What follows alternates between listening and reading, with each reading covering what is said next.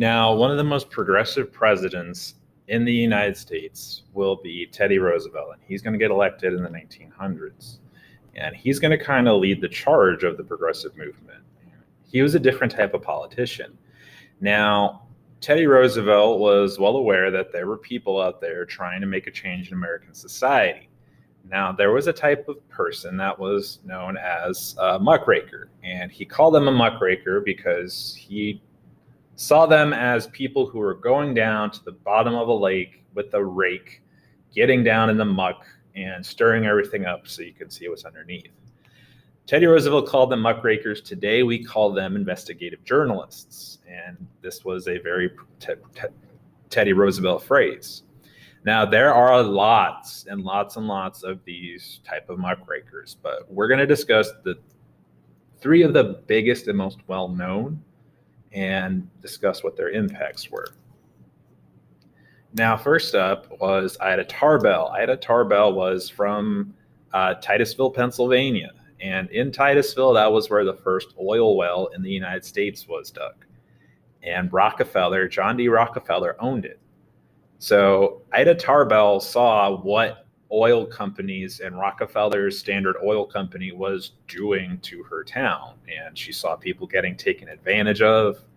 And so she wrote a book called The History of Standard Oil, where after years of research, she dredged up all of Rockefeller's dirty deeds.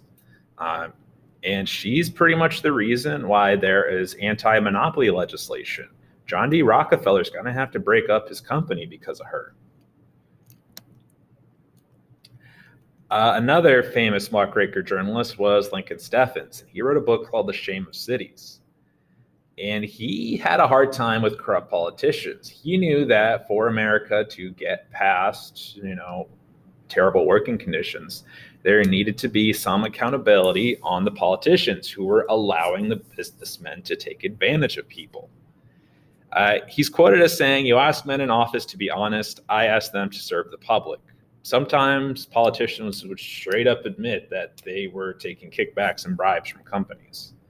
If they're not serving the public, then they're not doing the public any good. And you may have heard of this guy or even read his book that I'm going to mention. This is Upton Sinclair. And he wrote a book called The Jungle. And in The Jungle, he describes the plight of immigrants working in a meatpacking factory in Chicago. And people had a big focus on the conditions of the meatpacking plant. They would go at tremendous speeds. They would pack sawdust into sausage if they didn't grind up enough. If someone got hurt, they got fired and could bleed all over the place. So while he was trying to expose the conditions that immigrants faced, he ended up exposing the conditions that were in factories. And it's going to be because of his book that we have clean workplaces and clean environments to produce our foods.